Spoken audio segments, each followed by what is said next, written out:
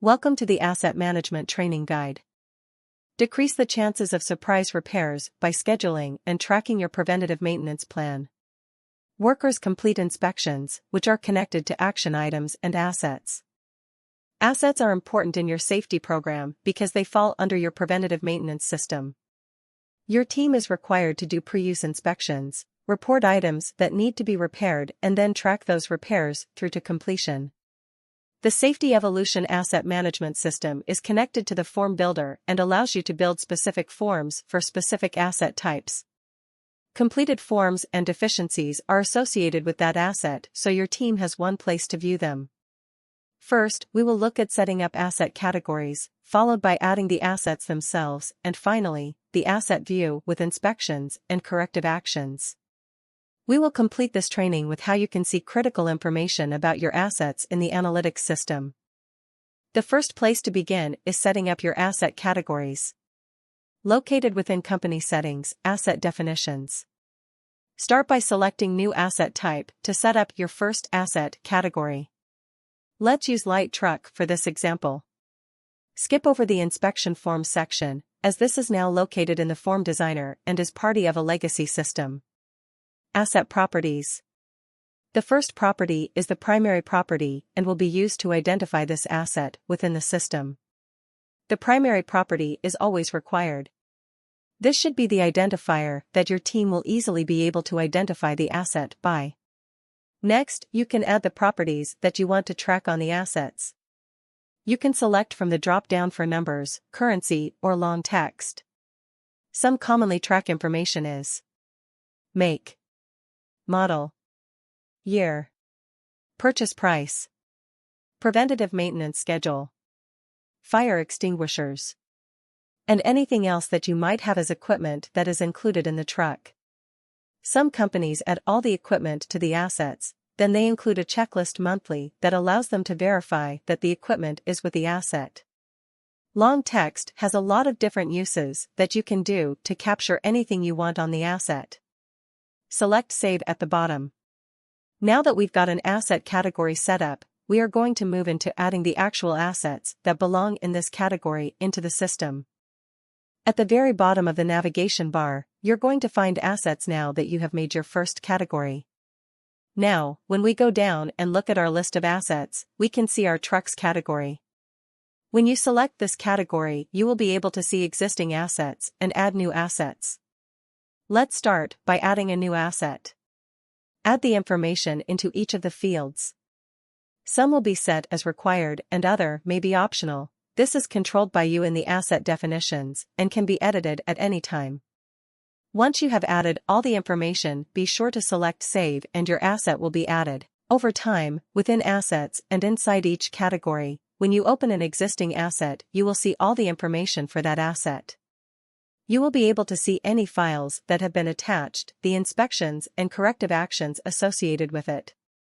You can access or add files to the asset at any time within attachments. This is great for adding insurances, registration, certificates, owner's manuals, or anything else that you want associated and available for the asset. As you scroll down, you will see all the inspections that have been done, or any time this asset was mentioned on a form and the corrective actions that have been created for this asset. The first one in this list is an inspection. You can select that inspection. It's going to open up and allow you to see the information captured by the worker in the field. If we move back to the list, you can see corrective actions and the current status. You can jump right into the corrective action from here, but generally you will begin each day with checking out My Tasks, action items for the most up-to-date items that need your attention. Now that you have your asset categories and actual assets built in, having forms for your employees is next. We recommend taking the Form Designer training if you have not already. To show you the process quickly, we are going to jump into Company Settings, Form Designer. Let's use a template from the library, such as a driver inspection checklist. We will give it a form name. As we jump into the Build tab of this template, we will click on the inspection element to manage two items. What asset types populate on this form? And manage inspection responses to ensure we are getting corrective actions for just the responses we want. This is all customizable, as you will see in the Form Designer training guide. Now we are going to hit Publish. Within the mobile app or the web-based software, you can proceed to Forms, Company Forms. Start form and let's find that driver inspection checklist. As we fill out the form, we will highlight 2 deficiencies. A fail minor, we will add some comments in here as it is mandatory. A fail major, also mandatory that we add comments. Photos can also be uploaded easily. Let's jump to the completed form. Once the form is all completed and handed in, the corrective actions will flow to the site supervisor or supervisors. The form is also viewable in the table here by clicking View. You will see the deficiencies have been brought to the top of the form for easy review, followed by the rest of the inspection in order. Let's look at those deficiencies and how they are now action items. We recommend coming in each day, at a time or multiple times that makes sense for your business to view corrective actions. We don't send email notifications for these, as it could amount to high levels of emails during the start of the day. Rather, log in after your team gets going to see what needs attention or follow-up. Within My Tasks, Action Items, this is where the corrective actions that require your attention are. Within the table, you have the unique ID number, site, description, assignee, reporter, created date, due date, report ID, form type, form title, and closed date. Certain permission levels will have View All Action Items in the top right corner. This is where the entire company's corrective action log can be viewed for all of time. As a owner or manager, you could search by pending to see what action items have not been looked at yet and assigned out. Processing means the action item has been assigned to an employee for completion. Corrected means the employee has fixed the deficiency and it is back in the site supervisor's view for review. Closed means the site supervisor has reviewed the action item and approved it to be closed. Let's jump back to the first action item screen, where our action item from the driver inspection checklist is waiting for us. We can see the high-level details here of the action item, including the description, which is very helpful. Click on the ID number to jump into the action item. The title will be at the top, based on the type of form and the title of form, followed by high-level details that we saw in the form table before. The deficiency will be highlighted here along with the employee's comments. You can review the initial report it came from by clicking the report ID. The first step after review is to assign it out, select from the list of employees, provide comments, and set a due date. An email notification and system notification is sent at this stage to the employee when assigned out. Please note, the mobile app notifications will be in-app, these are coming soon and the mobile app training guide will have those details. Since we assigned this to ourselves, we can complete the assigned work. As you complete work, add in comments. Upload relevant photos, receipts, docs, etc. See history or log of whose hands it has been in and what they have done. Add cost tracker details such as expense title, descriptions, classification, cost. Come back and add or edit at any time.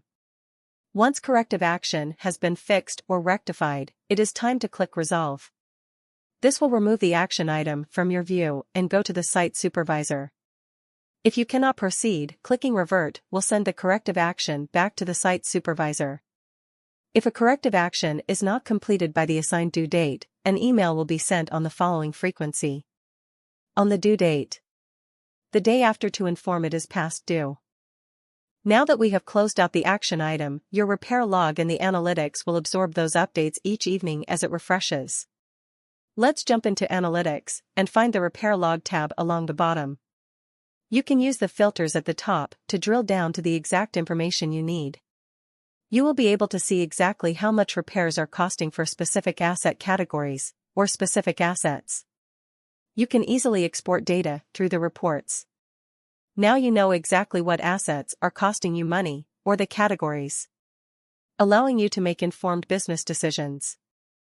To recap, your forms and action items will be available in 3 spots: the repair log and analytics, My Tasks, action items. Within assets, by finding the category and the specific asset you need. Once open, associated inspections will be found below and a CSV export can be downloaded at any time. All of your filled out forms will also be located in Forms, Company Forms. You can search by title of form, site, employee, and more to get the data you need. We are doing an upgrade to the scheduler feature within company settings. Stay tuned for all the details, as your customer success manager will be reaching out when it is completed with the details of how you can utilize this feature for your preventative maintenance plan. Thank you for joining, and here is a review of everything we learned today. We hope you now have the knowledge to manage your assets and track repair costs.